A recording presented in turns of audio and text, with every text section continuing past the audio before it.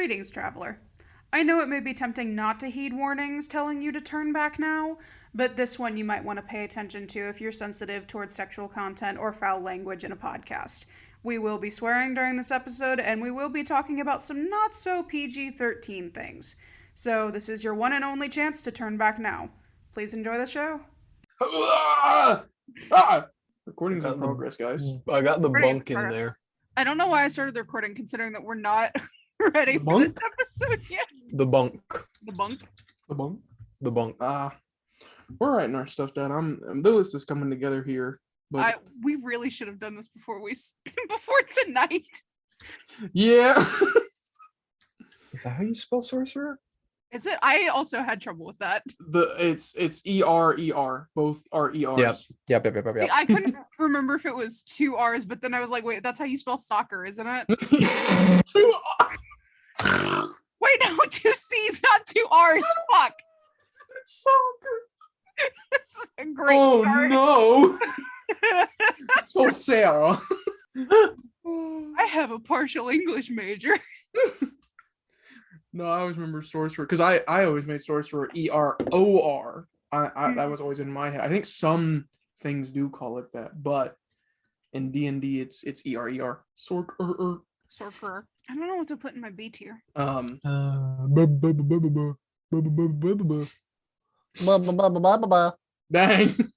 Throw that into the cold open. I mean, I'm almost done, but I'm trying to figure out who the very worst ones are, because some of them are just irredeemable. Oh, I put mine specifically to spite Taryn. I mean, I have both my last places are like just swapped. It's the same two at the bottom. Yeah. I don't want to spoil anything, but they both start with B. B. None of our players start with B. What do you mean? We're ranking players, right? I'm trying to figure out who the worst players are, because y'all suck. Classes. Oh, you guys are so good. Wait, where did you have me? Huh? I like talking about classes too. No. Where were we? If I tell you S tier, will we drop it? Will you be lying? Yeah.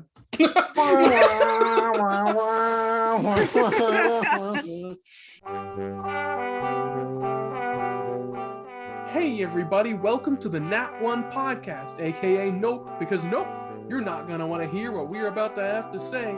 I'm Pertusik. I'm Levi. And I'm Jordan.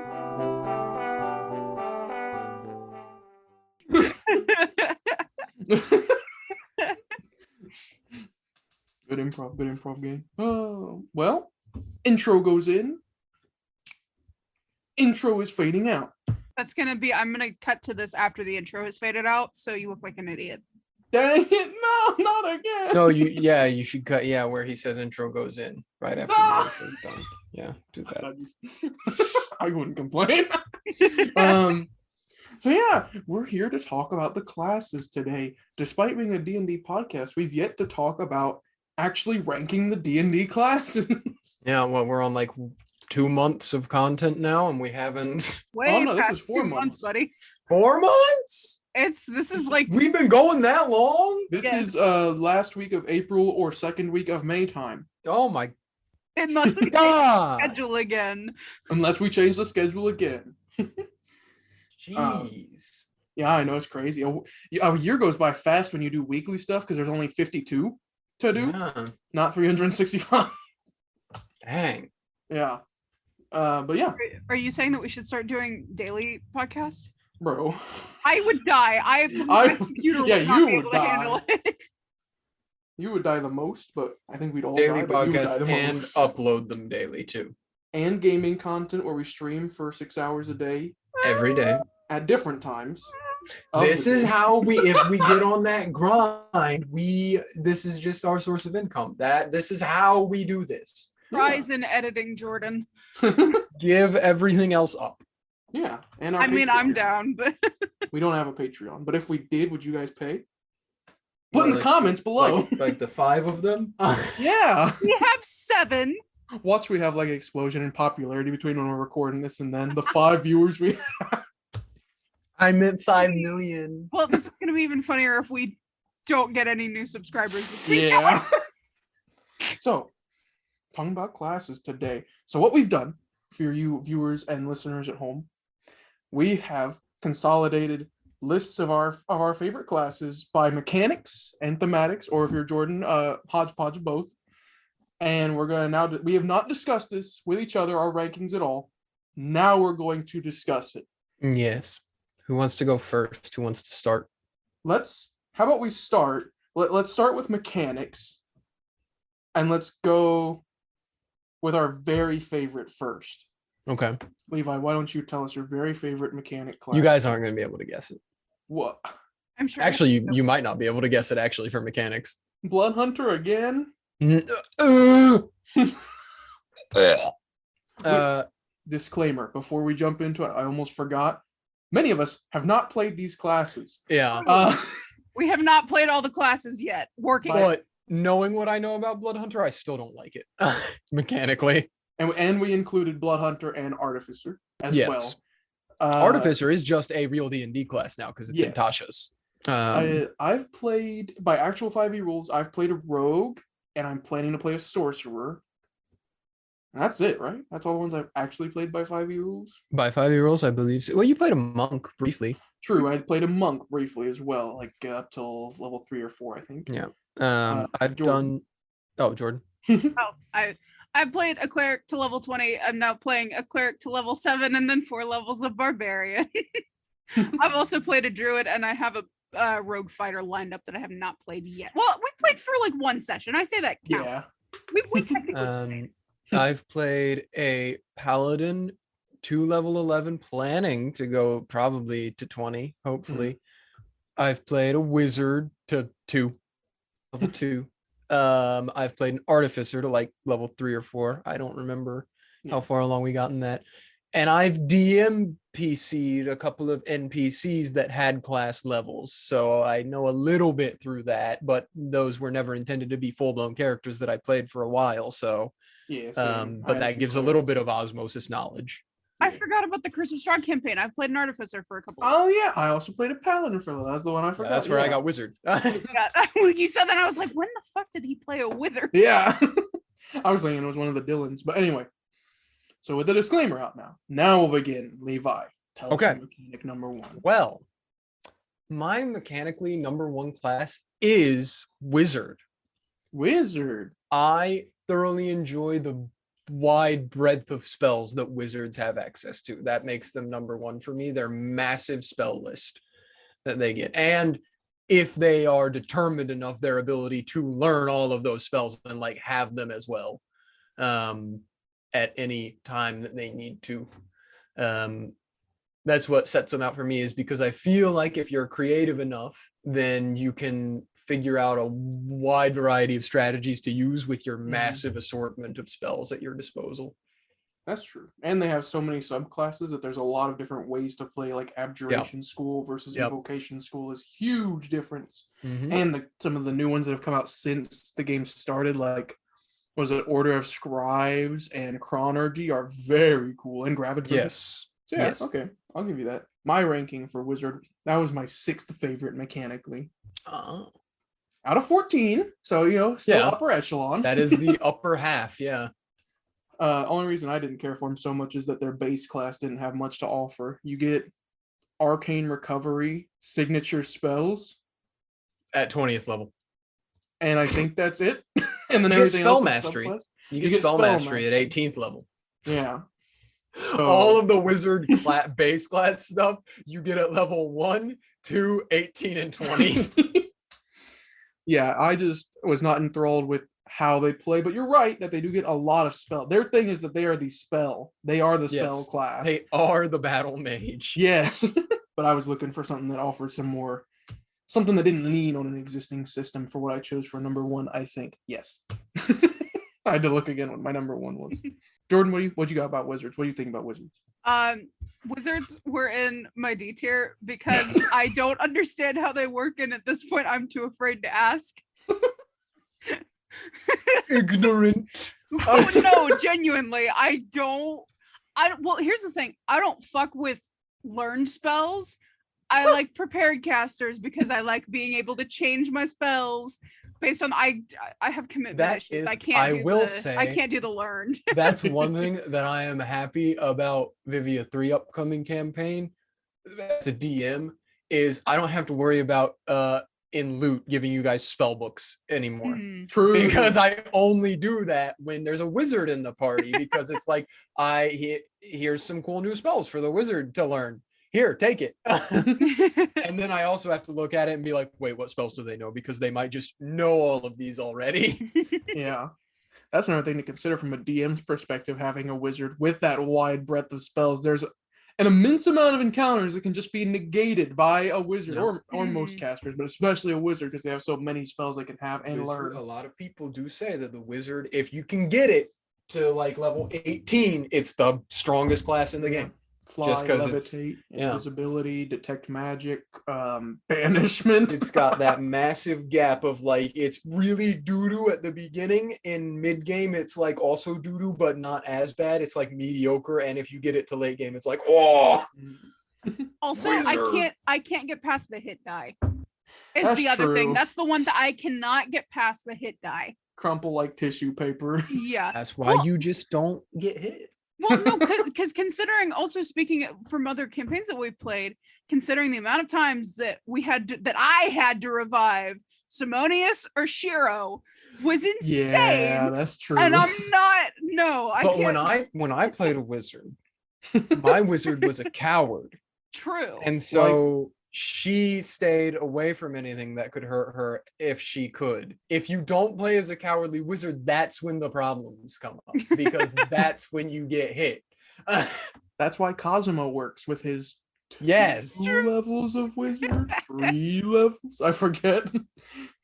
Well, but he also has three. other hit dice to balance out. He has a Six lot. is also good because he's most in rogue right now, But right? also, I Yeah, do which want to is say, 8s. not throwing shade at our other wizards that have been with us, but they never did any of like the mini buff spells that wizards get specifically for themselves to protect themselves. This Yeah, is it's just true. like damage spells, I don't different think- damage spells. I don't think either of them ever used mage armor.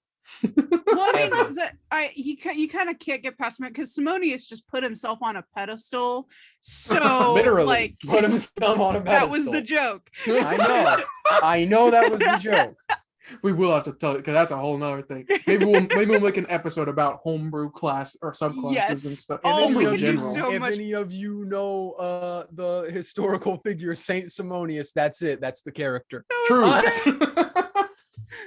So that's Levi's mechanic number 1. I realized quickly after asking you that this would be a poor way to organize this. So now we're just going to go Yeah. backwards alphabetically because you happen to choose the last one alphabetically. Oh, okay. So next up, Warlock. Let's start with Jordan. What's your thought on Warlock? Just to spite my brother, F tier, worst class, hate it, can't stand it. Are we still doing mechanics, or are we now doing mechanics and aesthetics? We'll go back around for aesthetics. Okay. And I agree wholeheartedly with Jordan, purely to spite Taryn. But if Purely I'm to not spite spiting Taryn, I have different thoughts. Since I never thought that I would play a warlock, but since designing a character that does have warlock levels, I have come around a bit. I can see because initially I was like, you only get like 2 spell slots. That's boring if you're Yeah. gonna cast. Yeah. But because even as in terms of like how half casters go, they get shafted with the magic. Yeah, for sure. But their cantrips are better. Yeah. Their cantrips and their free shit is better. Very So I think it balances out. So my disdain for warlocks has gone down. But where did you rank it though? Oh, F tier because Taryn is a warlock stan. I respect it, but it stays in F because of Taryn. Yes. Samesies. Really? Only for Taryn. I Only to see. spite I Taryn. did not rank mine with Taryn in mind. My No, I warlock have is an actual number ranking. 3. You too? My Warlock's also number 3 mechanically. Yeah, I adore Eldritch Invocations. I think they're so creative and cool. Yeah. A lot of them are just kind of like, I will never use this for any reason ever. But I think because there's so many of them, it's like you can figure out what you want to do with your Warlock, and maybe you can find one of those ones that a lot of people don't use, and you're like, but I could use this. I could use this for something. And again, you can see my theme of what gets me higher on the list is more options. More options to do things gets you higher on my list. That's exactly what I was going with as well, because with the wizard, it's about picking the spells.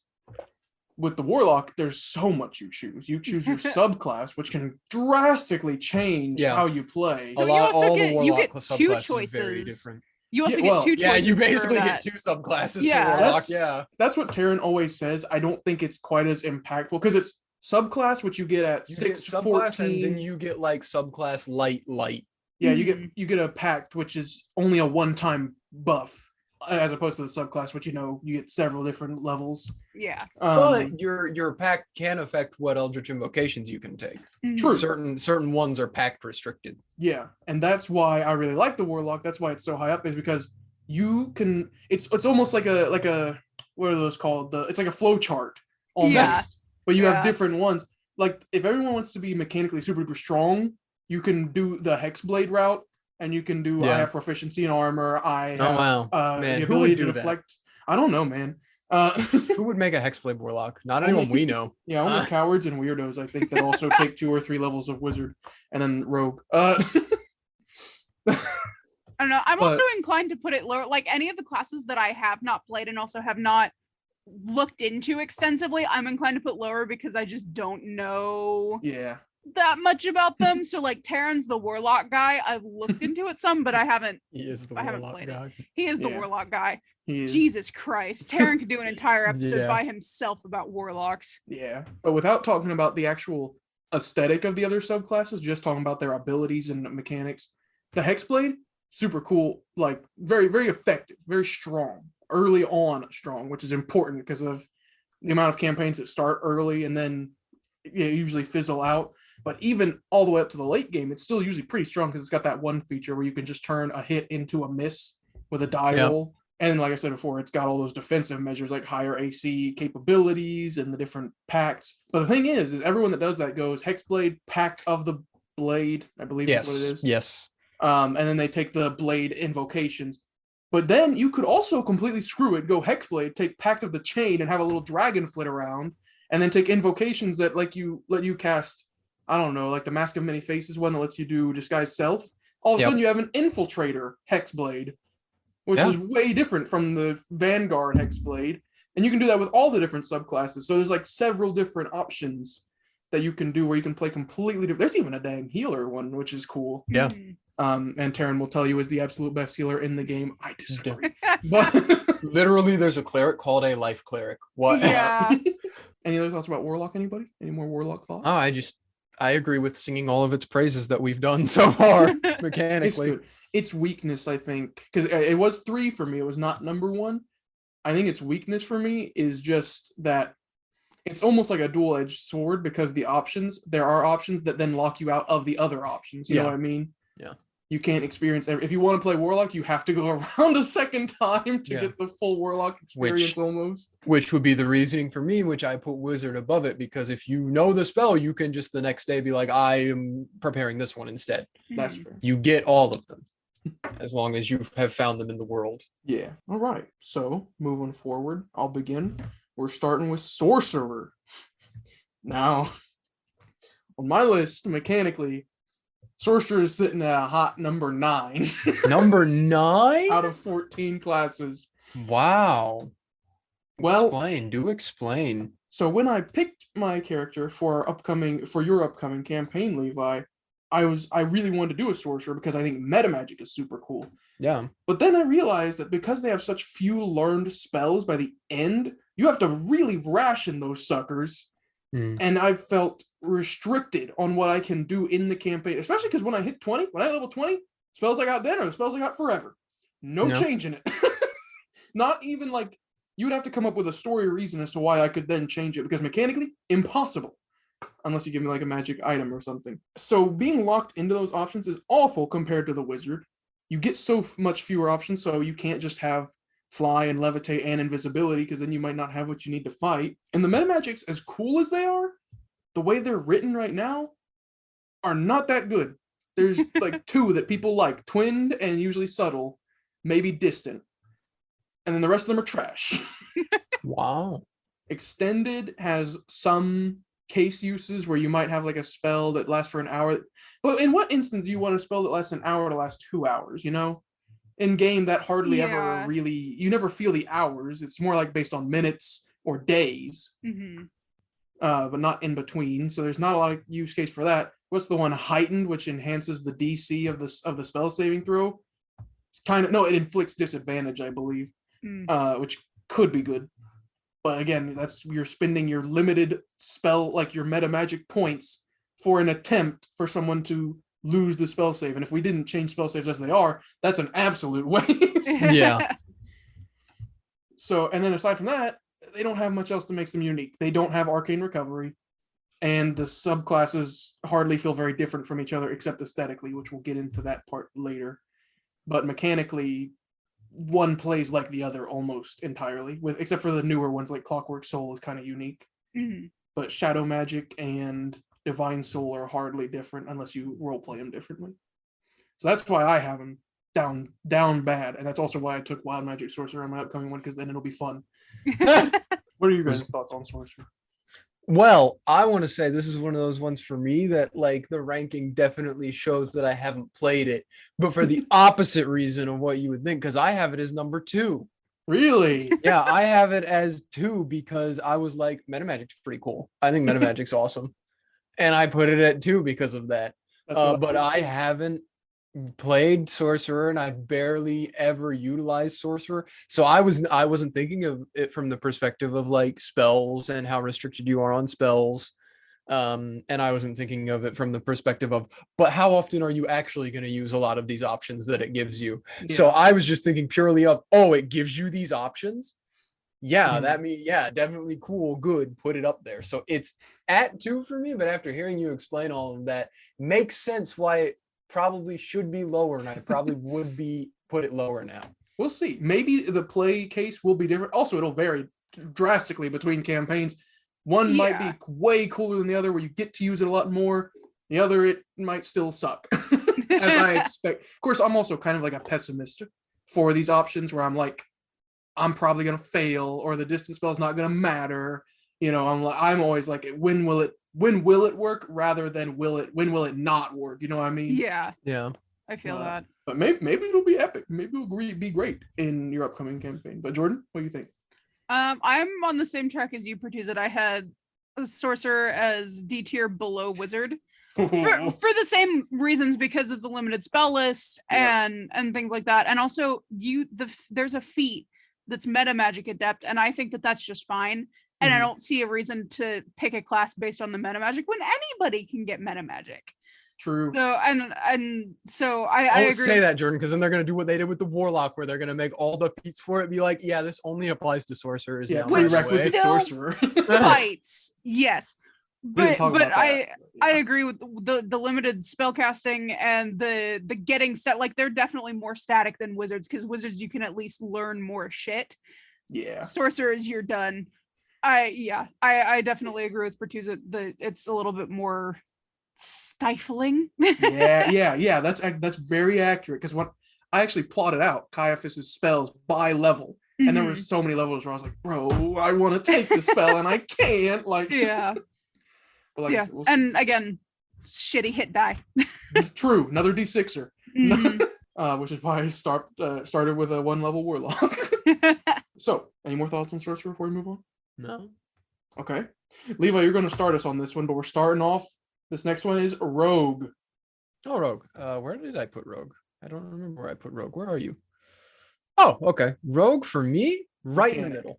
Number 7. Number 7. Okay. Number 7. Yeah, no, I don't hate Rogue, and I don't think Rogue's fantastic, great, because Rogue kinda is a one-trick pony. It's got its sneak dice, and that's what you do with it. but it has all these different ways of getting to. It's like it's like the flow chart, but unlike the Warlock, instead of spreading out, they all go to one point at the bottom. Yeah. Where you have a bunch of different subclasses, and they're all like, okay, now how do I get my sneak damage? Yeah. That's the final point for all of the different subclasses is I'm doing a different way of getting to my sneak damage. Swashbuckler, all the subclass things are like, you don't worry about all the other things that rogues worry about. You just get it. You get up front and in their face and you get sneak damage, even though you're not sneaking. Yeah.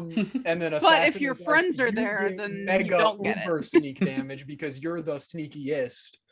I true, that's don't know me. about many of the other ones because I don't know anyone who's played them.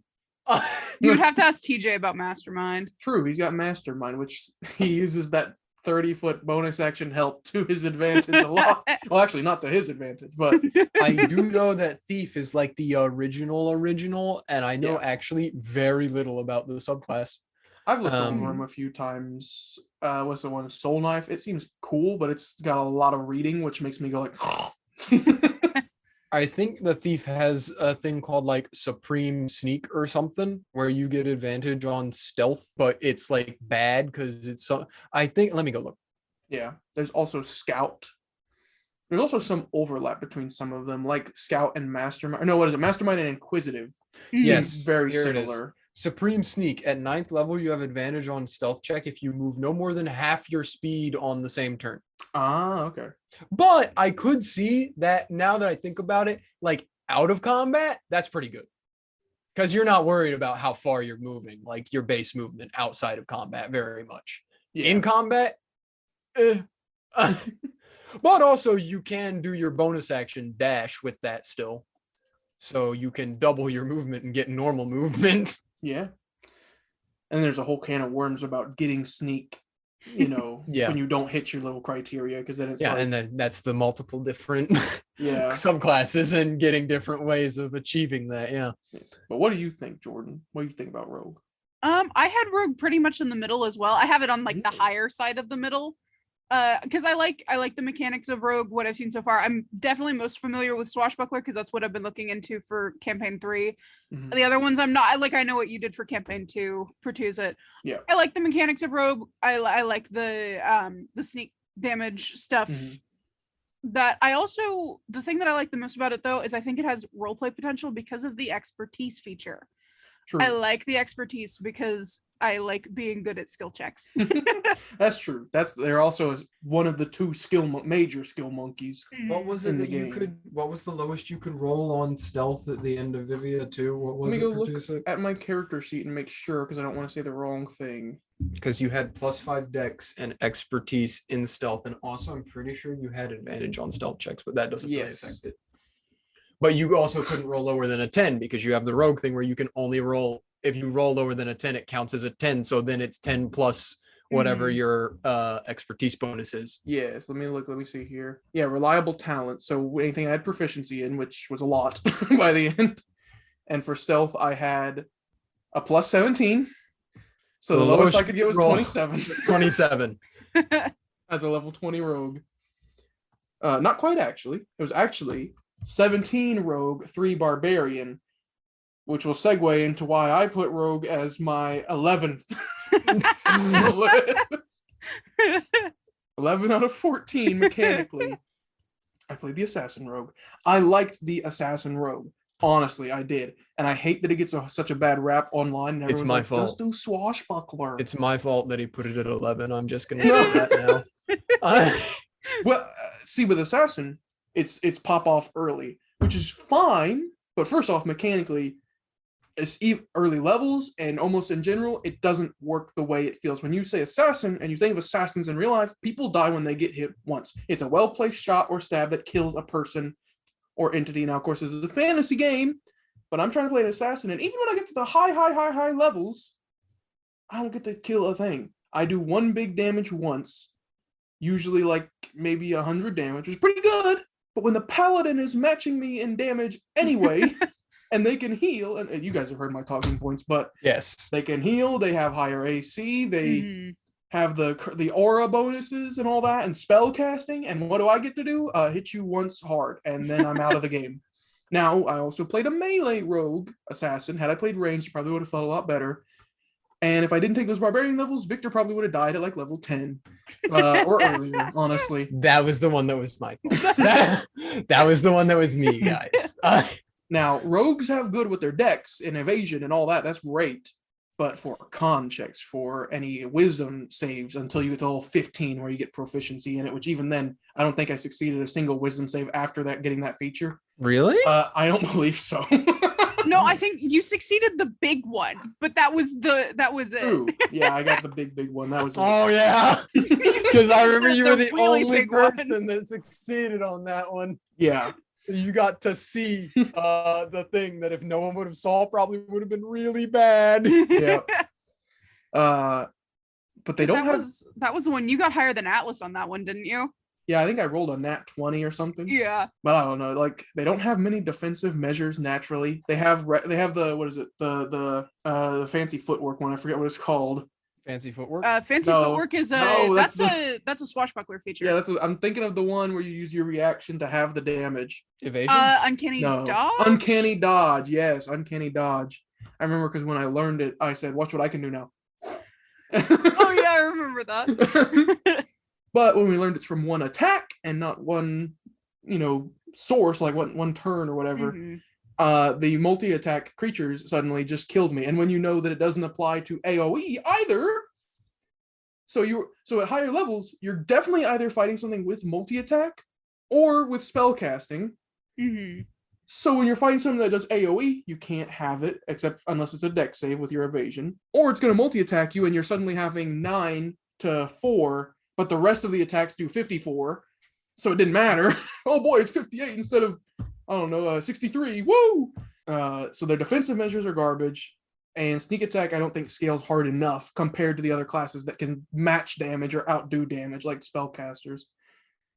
That was my experience with it. So maybe I just need to try more rogues. Well, I just want to say that as a 17th level rogue, you didn't have all of the sneak dice, so maybe that's why your sneak True, attack I only damage had 9 didn't- out of 10. Yeah. But you had plus rage damage.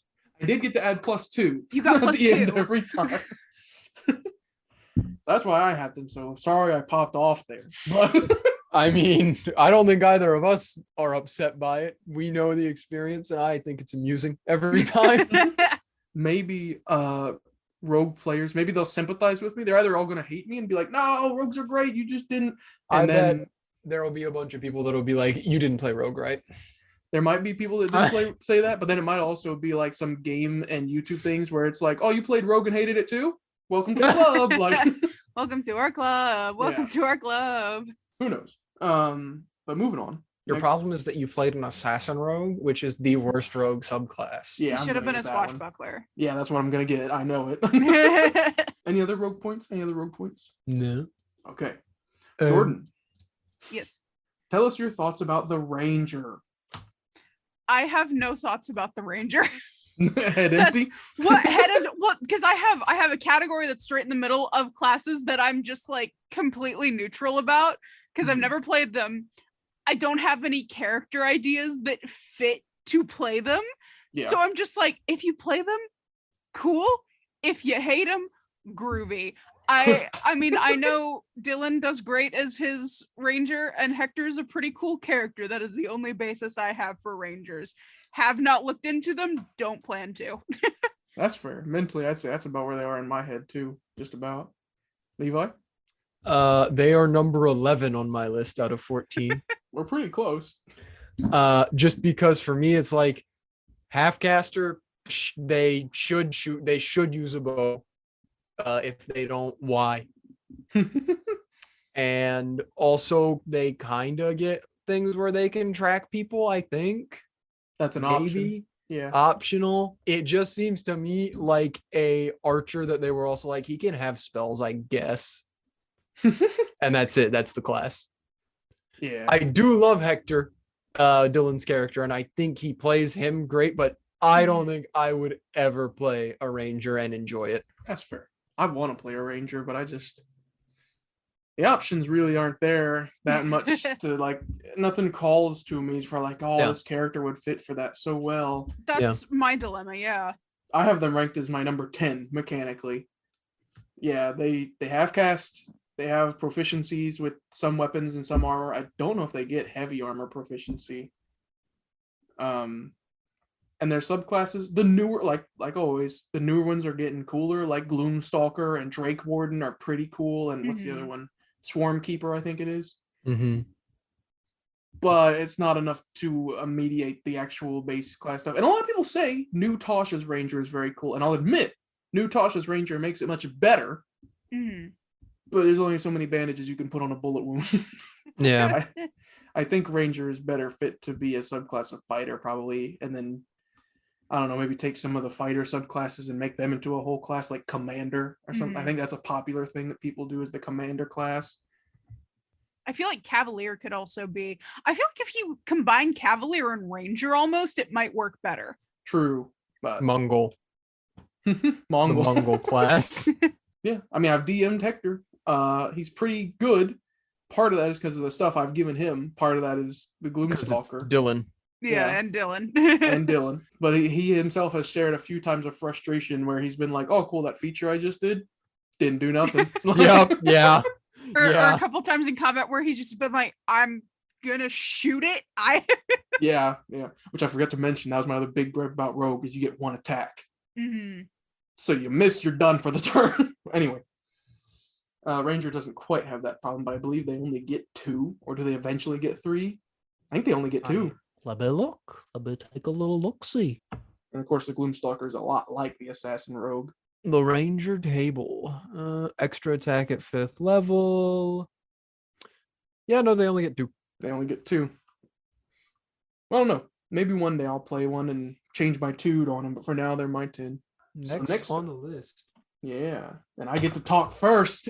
Yeah, I've been going in an order. I'm going to be talking about the Paladin first.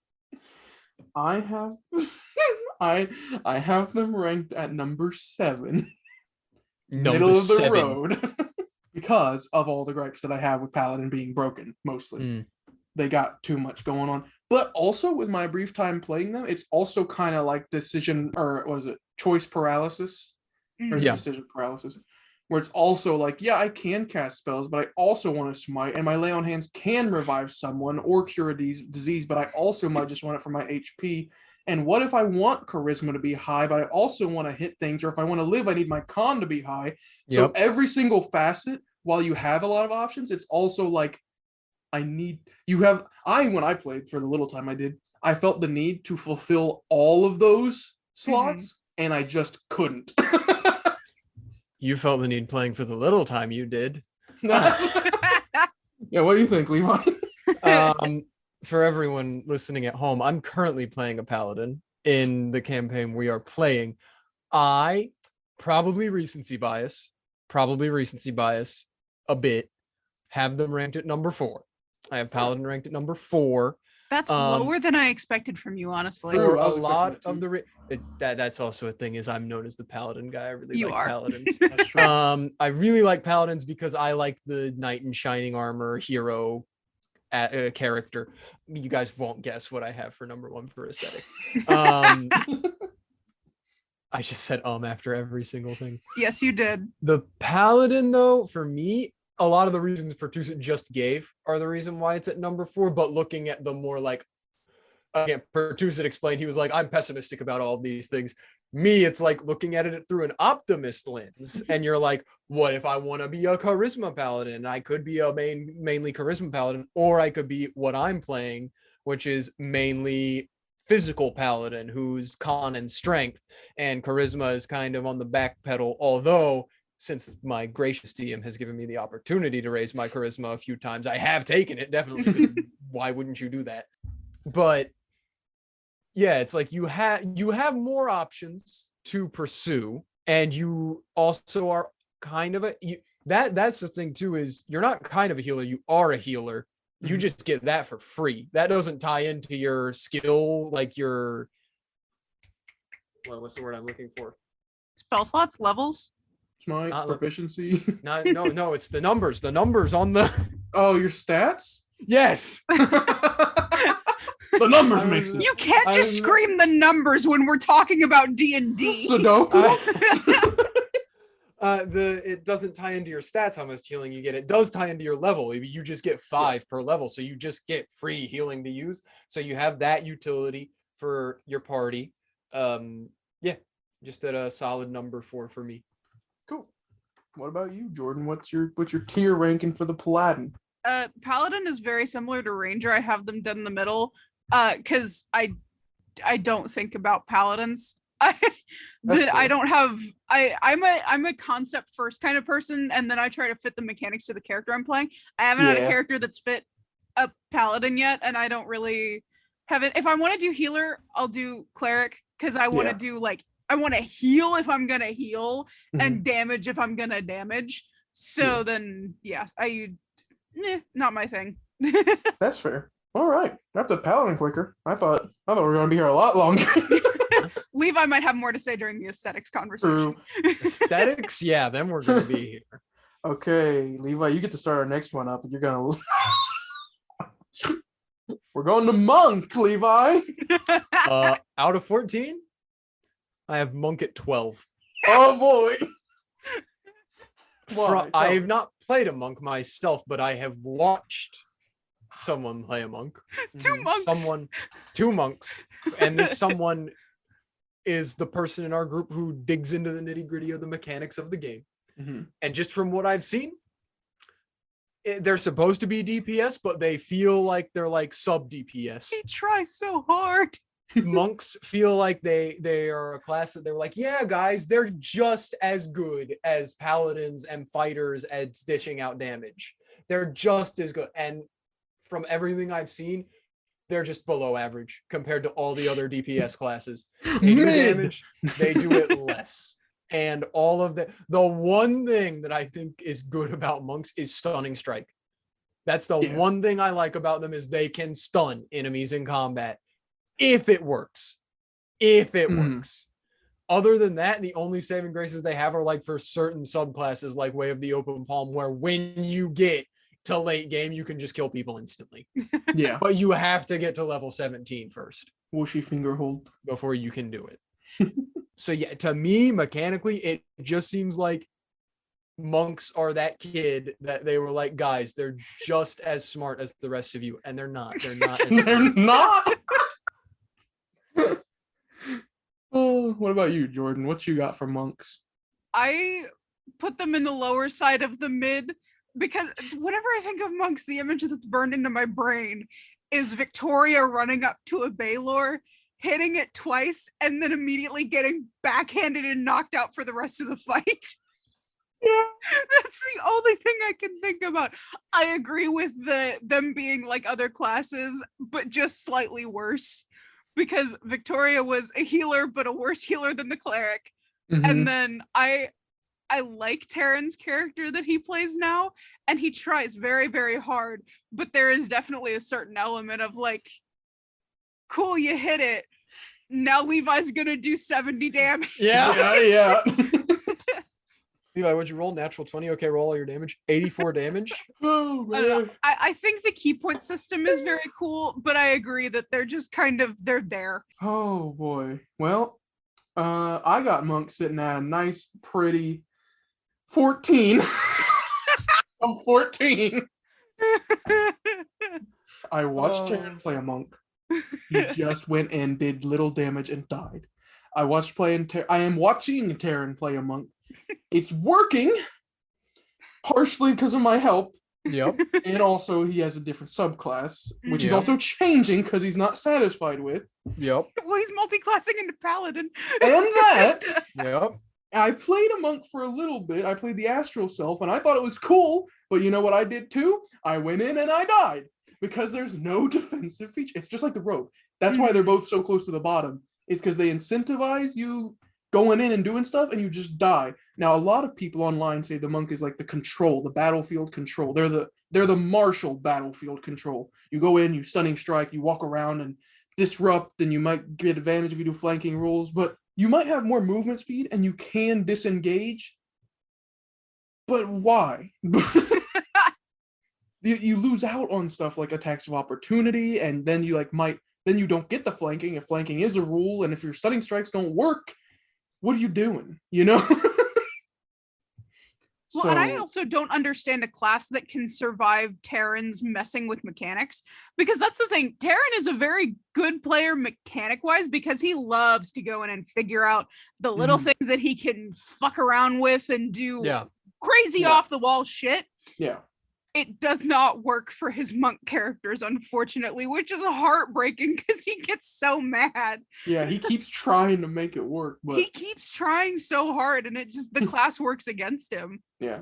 At higher levels, it does certainly get better, like the what is it, Diamond Soul, I believe it is, where you get proficiency in all saving throws.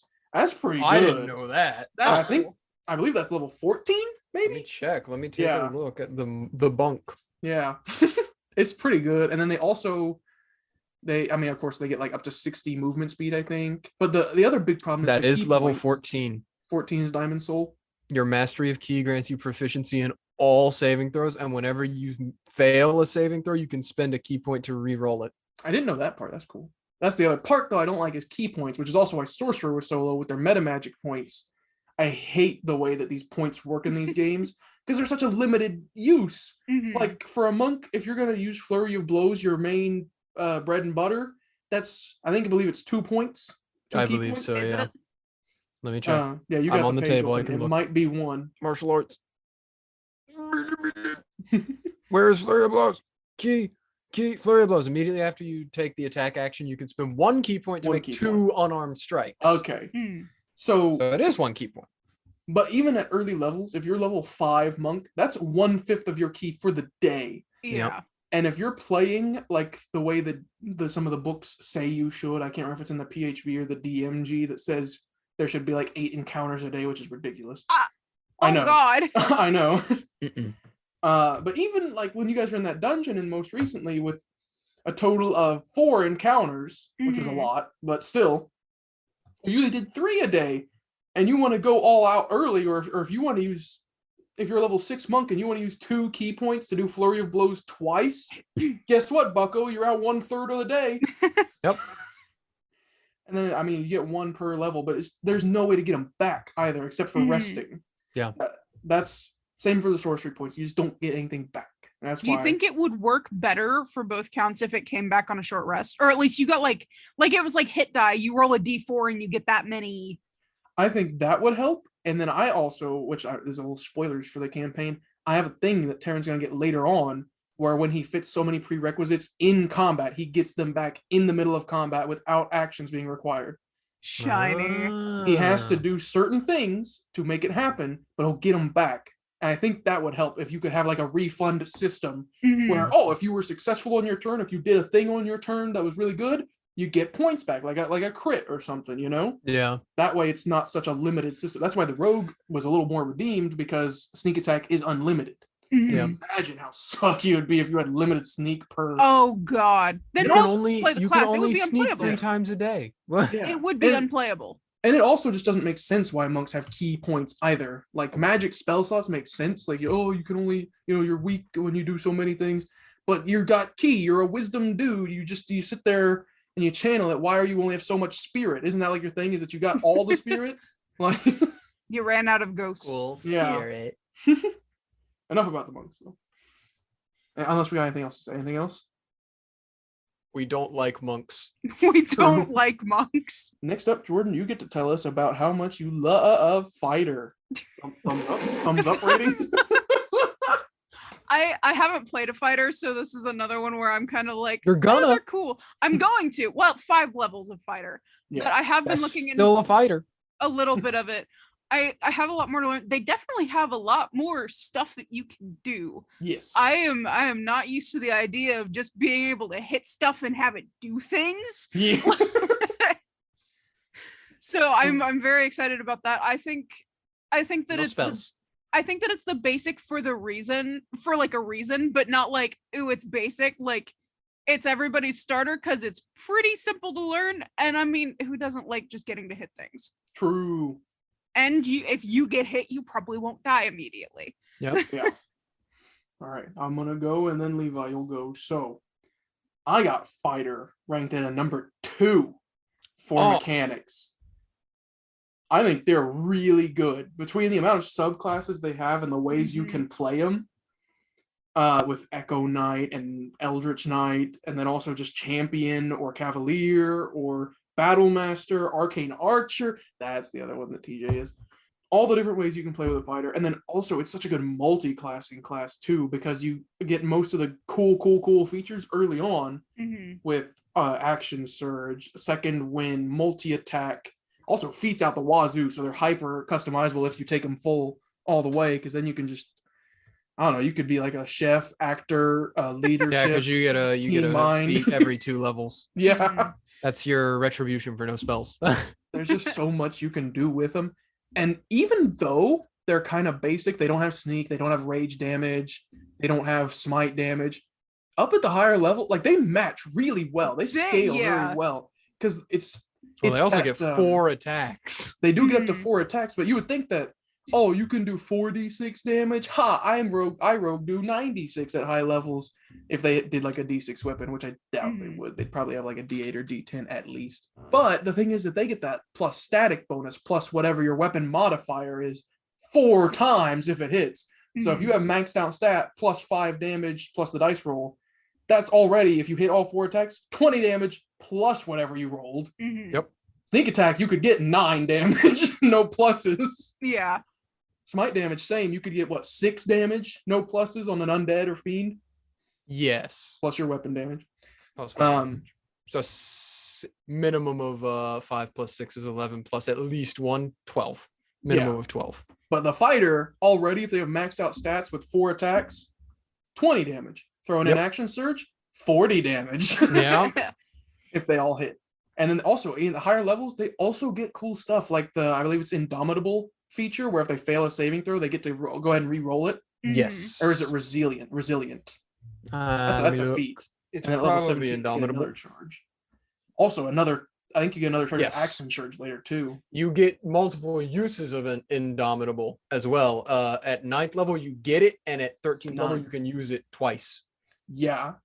So they got some features that reward multi-classing and single-classing, and there's so many different ways to play it between ranged and melee, and even spell casting somehow with the Eldritch Knight. Yep.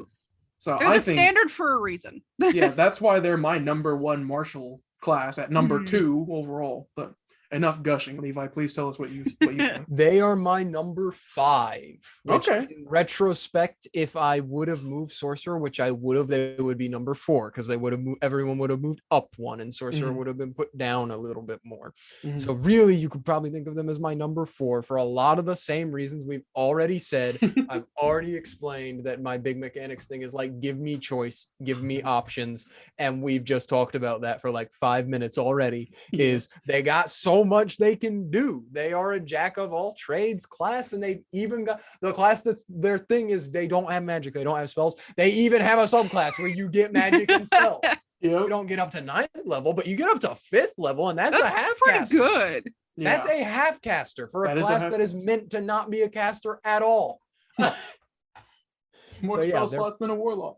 Yeah, they're pretty good in terms of the being able to do stuff. I think where it falls apart is not falls apart, but falls to the wayside a little bit is the conundrum with jack of all trades, is which eventually they can't really be a master of everything. They don't have one niche that they completely fit into, like the wizard, like the paladin. So they fall a little bit to the wayside because of that, but not by a lot, I don't think. They're pretty cool. Next. I'll never be caught dead playing one though. But no, I might. Wow. I don't have a plan anytime soon, mostly because Ulok, even though he wasn't mechanically a fighter, I still love him. So next up, I get to tell us about Druid. Oh boy. I've never played a Druid. We never had a 5e Druid on our team. Hey. We had Wisteria for a couple levels. I ranked them number 1 mechanically. Yeah. I love the Druids mechanically. That's why my backup class for whatever my backup build for whatever we do next is a Druid. Because you got Wild Shape, you got Spellcasting up to 9th level, and you got incredibly impactful, incredibly unique subclass features. Like the healer one that Wisteria was, the Cup. Yeah, because she was a Circle of Stars druid. The star shifting was really cool. Yeah, you got that. You can do beast shifting, like you have one of every single different realm. You can do the Fey one, I forget what it's called. And then there's the Wildfire one where you can straight up end up being like a sun caster, like an evocation nerd with fireballs as a druid and a pet wildfire. I think that's what Fern is in Critical Role, is she not? I think she is. Yes. Wildfire. So druid not only has it has just enough options, and also it can be highly specialized to the point of being the best in its field. I have a build in the wings that allows me as a healer to heal one person for 30 HP a turn, and everybody else around them for 30 feet that's a friend up to 30 HP a turn. Nice. All in one turn. So that could be huge, but then also damage can be huge. And then if you do Circle of the Moons, where you're just a transformer and you can turn into any Autobot you want. There's some great stuff you can do with Druid. Now, again, this is one I haven't played, so maybe one day I'll change my tune, but I think they're sick. Levi, what about you? This is one I haven't played, so I also have it ranked at 10. Oh. I have it ranked at 10 because me looking at Druid, having not played it at all and not looked at it very much, my main thing is I am aware that Wild Shape is not as good as it should be. That's true. It do suck. Wild Shape is drawn back a lot, and that's the main thing about Druids is their wild. That's their class thing is they can Wild Shape. So I feel like the Wild Shape should be more than what is it? What's like the biggest CR you can Wild Shape into at 20th level? CR2 at 20th level? Unless you're a Circle of the Moon. You should be able to Wild Shape into something that has more CR than 2 at 20th level. Wizard, yeah, I can pull meteors out of the sky and literally wish things into existence. Druid, I can be a black bear. Oh, but can you transform it like you could transform into like a dragon? No. Only beasts. only beasts and only CR2 or lower beasts. Yep. So yeah, give us more for their base class thing. Give me more, and then I'll be happier with them. That's true. I forgot I made my whole homebrew one, which expounds upon that, which makes it way, way, way better. Also, there's no plant druid, which people are upset about. They're literally druids. There should be a plant druid. There should be. I would agree with that. There's Circle of the Spores. It's just like Genshin Impact. Yeah. Oh, Jordan, what do you got, Whoa, druids at. I have druids in my top, top 3. Basically, well, because they're really, really powerful. I agree with what you were saying about how like they can be mega scary if they want to.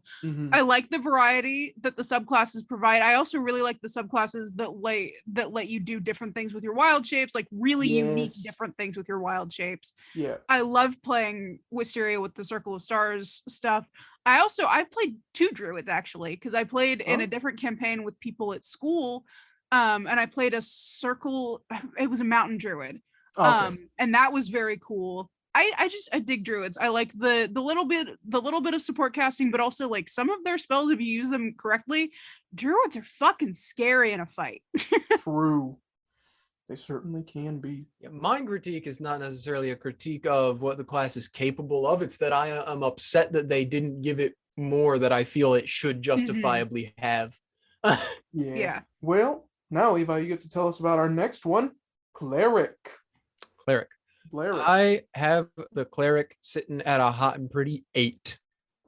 What? Not because I dislike Cleric, but more because mechanically there were others that came before it that I liked better. Again, if we're saying that I move Sorcerer, which I probably would have, it would be 7. It would be right at the very middle. Just because Cleric's pretty powerful. They get 9th level spells. They get divine intervention. But like I feel like with clerics, it's just pretty straightforward, right? It's like you cast spell, you heal. That is your turn. You are done. You are the healer, and also, depending on which subclass you pick, either damage dealing spellcaster or support spellcaster. Or melee damage if you pick one of the melee subclasses. Yeah. That's the reason why I put them where they were, because I just felt like it was just like they're just pretty straightforward mechanically. They're like, it's just like go. Now I'm thinking of the meme of go commit a crime. Oh, But it's just like go commit murder, kill the enemies. You can do it. You're strong. That's what it feels like to me. It's not that I dislike them. It's that it's just like, yeah, I just know what to do. yeah. It's good to go. It's similar to fighter, where it's like I think it's an easy class for beginners to Mhm. play as, just because it's very easy to understand. Yeah. Well, now let's turn to the cleric expert, Jordan. What do you I think? love clerics. Yeah. Clerics are my favorite class overall. They're my number one. All right. Tell us about it. I love the features that they get. Destroy undead and turn undead are two of my favorite features in the game, because Mhm. I think, especially if you play in a campaign that has lots of undead, which we did, it's really, really useful, because one of the coolest things that one of my characters has ever done in D&D is walking through a battlefield of undead and then just having them collapse around them. Mhm. I love the turn undead feature. I also think that divine intervention is very cool. I might be biased because I actually got divine intervention to work. I know that some people have horror stories of never getting to roll their divine intervention in their favor, and it doesn't ever work. Mhm. But I've gotten it to work before, and we also played to level 20, so I also got to do the divine intervention on command, which was groovy. Yeah. I love healing thing. I like being the healer because I like healing my friends, and because of the nature of the campaign that I played a cleric in, I got to do that a lot. So I like the versatility of spells. I like that you can heal, but also there are some cleric spells where you can do damage on par with the wizard. Mhm. Like they're like Firestorm. Dylan and I use Yes. Firestorm a lot. That one is terrifying. Blight is also terrifying. I love clerics. I also think that they're one of the most versatile classes because of you can do a melee cleric, you can do a healing cleric, you can do a purely buff cleric. They do There are have the so most many- subclasses. Oh, Yeah, yeah, you can do so many different things with clerics. See, I actually also have cleric at 8. I'm so Wow, we are disappointed. twinning today. I'm so disappointed. Well, I mean, in my mind, I was splitting it up by caster and martial in my head, and I was like, they're just underwhelming compared to the other casters. Like, It's not that they're bad. no, they're not bad. They get 9th level spells, and you can. There's a lot of different RP potential, which we'll get to the aesthetic part later. But mechanically, they all share one or two features across the subclasses, with portent spellcasting, or what is it? The Eldritch Smite, or whatever it's called, the extra D8 of damage Yes. of your subclass type. I think it might just always be radiant damage, actually, but a lot of them don't play that differently. There's the melee, and there's the spellcast, and there's support. When you look at the fighter subclasses, almost every single one can play differently. But the cleric spellclass or subclasses do not play that much differently. A forge cleric is probably going to play exactly the same as a war domain cleric. A life cleric's probably going to play very similarly to a knowledge cleric. Or, a light cleric. Maybe not, because a light has a lot to do with fireball. Oh, does it? But yeah, or fire damage in general. Oh, yeah. But a light domain might play a lot like a death domain, just with different flavored damage, fire versus necrotic, but it's still hurting, They have some things that separate them, like their channel divinities, but otherwise, it feels like with the warlock, where you have to go back twice to really play warlock, or maybe 3 times. With the cleric, I feel like you can play it once, and you can play It's a melee like- one, and that's about it. It's like they have certain it's like they have groupings of their subclasses that are very similar. And they could probably have a lot less subclasses if you condensed like 3 sets of 3 into one subclass. For sure. No, I don't think they're bad. Like I said, they're definitely strong. But as far as the ability to play mechanically, there's just not too much range. Yeah. I will say I will blame part of that on the turn economy, though, because Yeah. I think part of that, like what Levi was saying, with the like heal you're done issue, could be helped with some turn economy management. Pathfinder. Definitely if you had a couple like smaller skills sprinkled in there that could be bonus actions and things like that, it might make play a little bit more interesting, because I know as much as I sing the cleric's praises, I did struggle with that with Atlas of like, all right, the paladin just took 4 hits. I'm gonna cast a spell. It doesn't hit. Okay. Yeah. How many cleric spell slots have been spent on spiritual weapon? Because it's a bonus action. Yep. But I think one great way to ameliorate that and to make them feel more different, what if the life cleric could cast any leveled spell that heals as a bonus action? I would And do also, that. see, it's not that hard to I feel like separate. I feel like you could do that with any damage type, like death domain clerics and grave You clerics. do like necrotic, yeah. Yeah. That could be interesting. I like that idea. Yeah. But they didn't do Wizards it, hire us for so. 6E. What? Wizards, please give us money. Oh. I said Wizards hire us for 6E. Oh, I didn't even hear what you said. I thought you said something about 60. Anyway, Wizards Any more hire us cleric? for the 60th cleric subclass. We will make it. I hires We're already only made the what, like 60th. 2 away? I already Yeah. made the 60th cleric subclass. hires for the 60th anniversary of D&D, which is actually Just not that far hire away, I us. don't think. Okay, next up, who did I just ask to tell us about this? Levi. Me. So, Jordan, you get to tell us about your favorite class, Bar Cleric, the Blood Hunter. Whoop-de-fucking do. They're below Warlock. Really?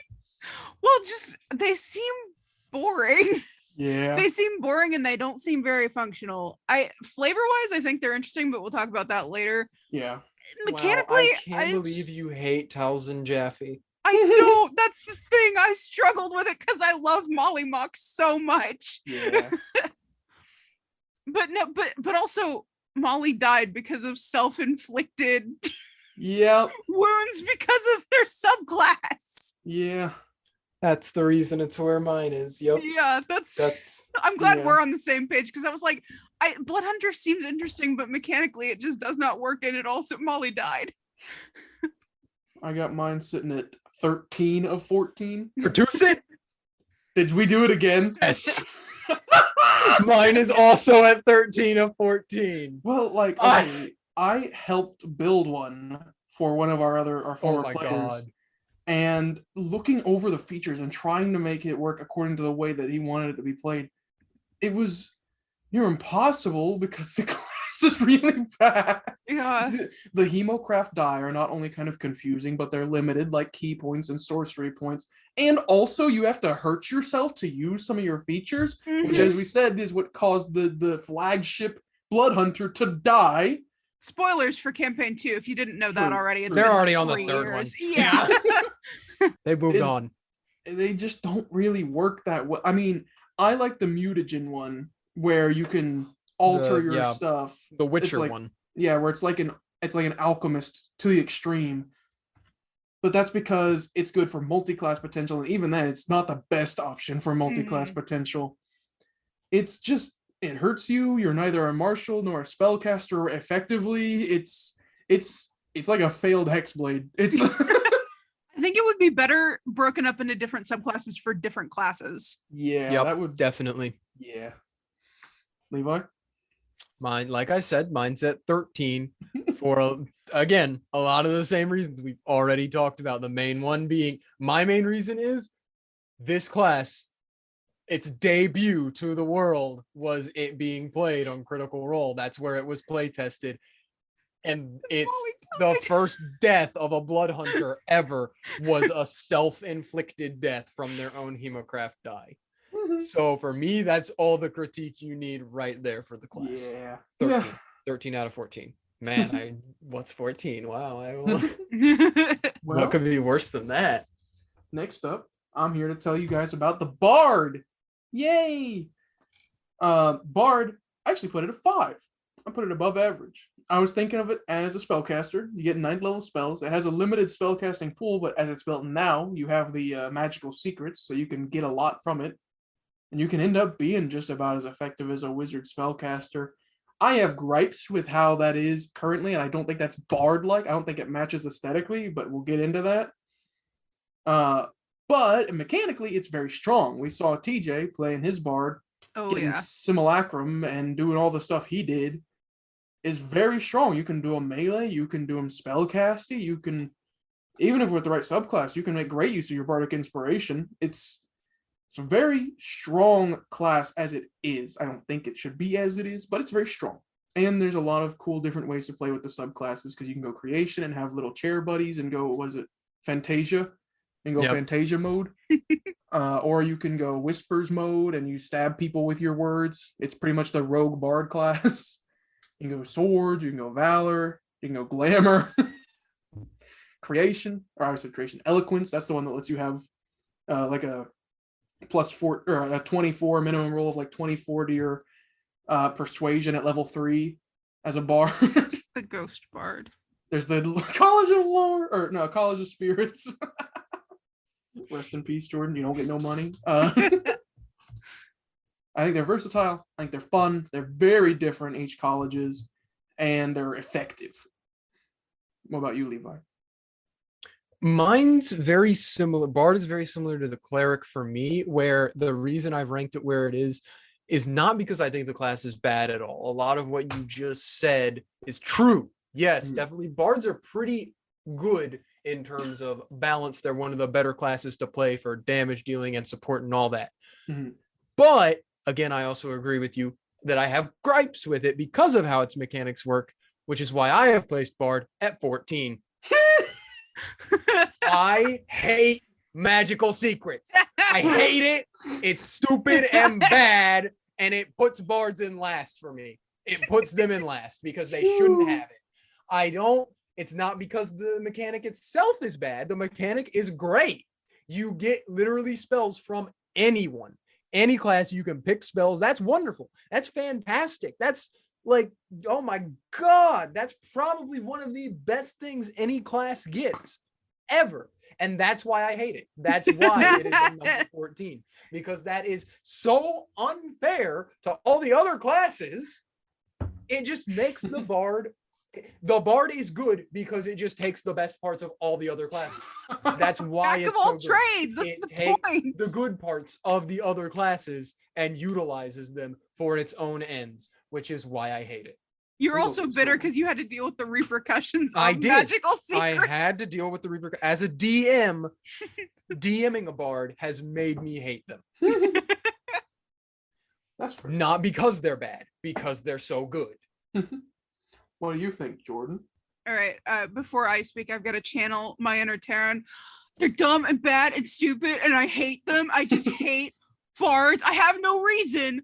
I just hate bards. Okay, now that's done. I actually really like bards. They're in my like upper B tier because of magical secrets. I think they're cool. I also like. Levi will remember this. I have not played a bard since I played one incorrectly in the first campaign. Just putting that out there. I haven't. Mercury was very, very fun to play. He did not have a subclass. I now know he would have been a lore bard, which Levi would have hated even more because lore bards get extra magical secrets. Yes. I really like bards. I like the half proficiency thing that they do. I think that's very interesting. I think they're very versatile. I have issues with them flavor-wise, but that's a different thing. Mechanically, I think they're pretty solid. All right. That's pretty good. So now, Levi, you get to tell us about the next class. We only got 2 left. Barbarian. Barbarian, I got ranked at number 9.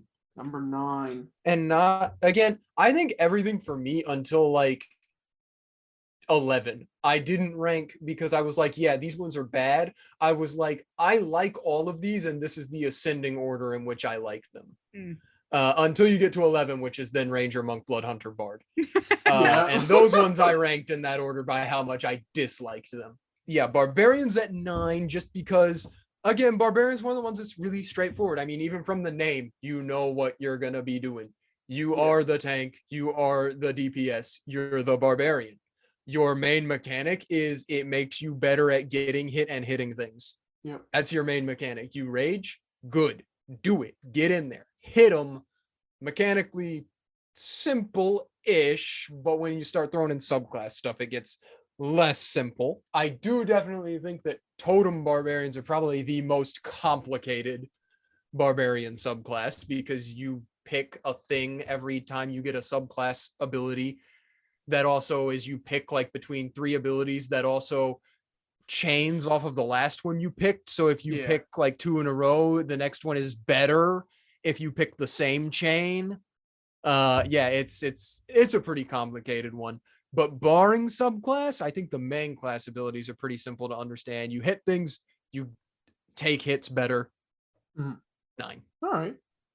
Jordan, barbarian thoughts as our premier barbarian with the most barbarian levels? I like being able to hit things, and I like being able to take a hit. Barbarians are my number 2. Because I think that their simplicity means that they're effective. It's simple but effective. Because I mean, Levi and TJ like to make fun of my weapon that I use in our campaign, but whenever it works, it works very, very well. I have done over 4. I only have 4 barbarian levels.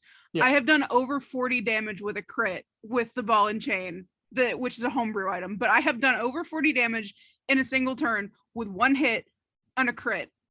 When it works. I couldn't do that. Okay, but it's been working more lately. The fact that you have to say that proves. Just 1 week away. Wow, I can't believe extra attacks. Just 1 week away already. Just a week away.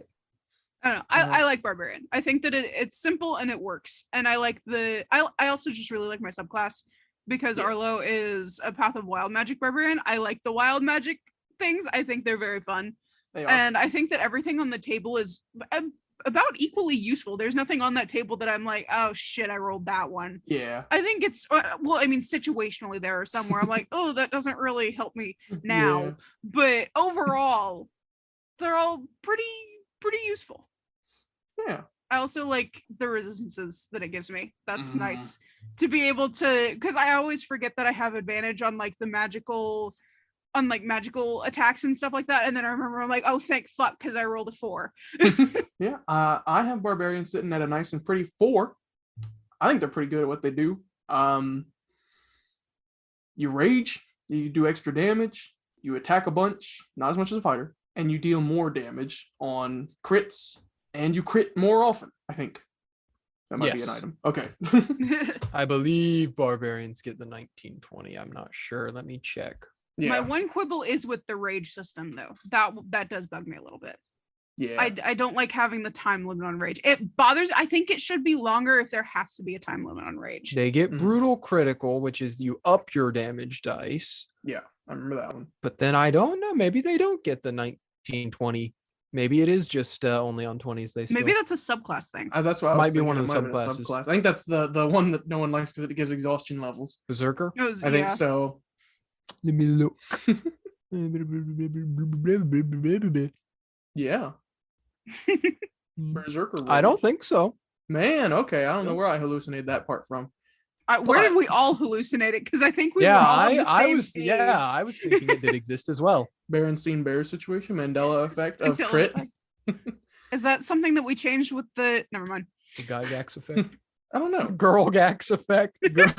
Who? No. Exactly. That's why it's the Girl Gax effect. Other than it hits hard. You rage.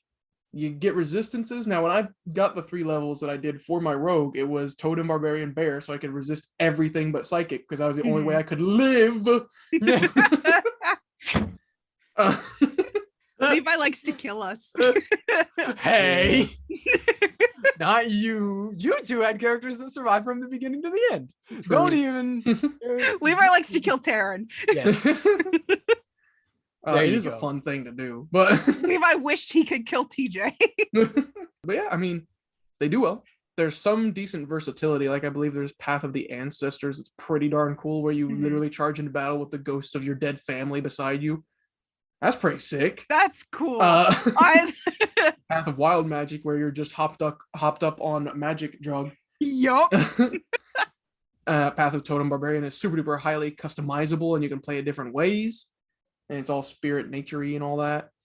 Berserker, which is one that people don't like because it gives you exhaustion, but can be cool. There's a lot of different things to do. It's got a lot of it just enhances your way to hurt, which is pretty cool, including increasing your rage damage eventually.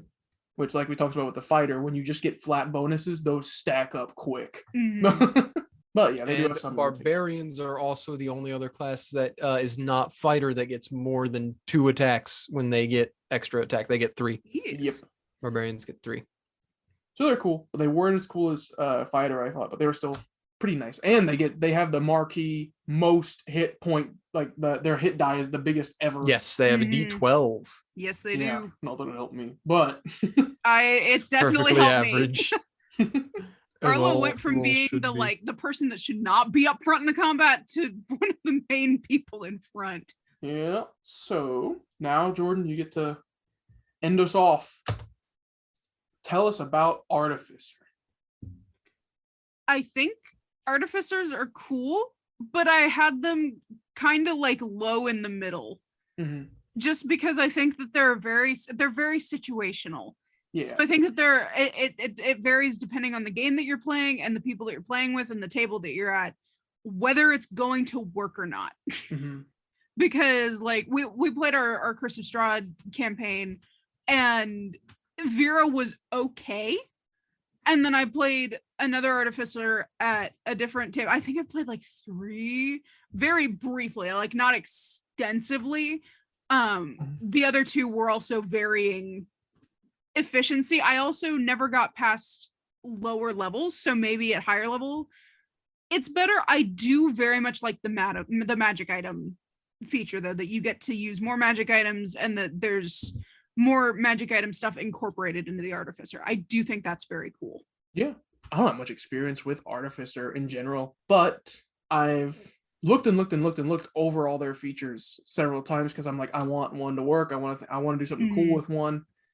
However, I ranked them at number 12. Survivability is The survivability is low. They're the only other int spellcaster in the game, and they're a half caster. And a lot of the features they have, like you said before, are very situational. And if they don't work or if they don't match the campaign, out of luck, bud. So like the gun proficiency, that's the main thing about the artificer. But if your campaign doesn't have firearms in it, you're shit out of luck, buddy. Yeah. If you get the power armor thing from one of the other ones, if it doesn't fit thematically, it's going to be weird. And mechanically, sometimes it just doesn't work as well, because any other armor is probably going to beat you until you get to like the highest level of that subclass. I really like the Eldritch Cannon one, the Artillerist, but not because it's good. It's like an extra D8 of damage, which is severely outpaced by every other class almost. They're just not that great mechanically. I think they'd be better as full casters. I don't know why they're not full casters. And their infusions are also pretty lackluster. Like the coolest thing you can get from them usually is a bag of holding. You can also do the repeating shot on ranged weapons is also kind of cool. Yes. True, but if you don't got no one that uses it, we even had someone that used a crossbow. Neb. Crossbow. The Artificer? The Artificer that died. I believe did put repeating shot on it. Yep. Not a good believe hitter. repeating shot was on it. Yep. No, because that was the thing. Because after Neb died, somebody asked, "Hey, can I have your repeating crossbow?" And Tanner was like, "Oh, it doesn't work because I'm dead." Yeah, that's right. Yep. I think they have potential, but I think they need a buff. I think their infusions need to scale harder, and I think that they should be a up to 9th level caster. It's not gonna hurt. You got bards and druids that do it, bro. Levi, what do you got them at? I have them in high middle. Whoa. Because of a lot of the they're number 6 for me because of a lot of things that my reasoning for putting things in places is give me more options to do things, and I like their table of magic items that they can make. I like the table. I like that it gets bigger as you get into higher levels, and I think it's one of the I also do enjoy classes where you can make more creative solutions to things, and I think this is one of those ones where it's like I have all these options, let me think of unconventional ways to utilize them in order to present a solution to this problem. Combat, definitely hard agree with Pertusit for combat. They need a buff in that regard. Perhaps maybe not full 9th level caster. Maybe they could be like the world's first 3/4 caster. where they get like up to 7th level spells. I dig it. Because I think the reasoning for them being half casters is like they can make magic items, so it's not fair to make them a 9th level caster. But definitely agree they should get higher than 5th. Yeah. So like maybe a happy medium is make them a 3/4 caster and put them up to like 7th level spells. Or another thing would be make a lot more artificer only spells that only artificers get, and put them in those 1 through 5 levels of spells. To give them some more oomph for their class, some more bang for their buck. Yeah. Well, Yeah. guys, that covers all the mechanics of the classes. What time are we running on? I was gonna say, I'm pretty sure we've talked for over an hour purely addressing that. Yeah. Yeah, because I was about to say we still have the aesthetic list. Two-parter? That might have to be a 2-parter. Is this Yeah. gonna be a 2-parter? I think I this think is so, our first dang. 2-part episode. So join us next week, everybody, presumably, for the aesthetic. Oh, I'm gonna have to rearrange the schedule again. Yep. Yay!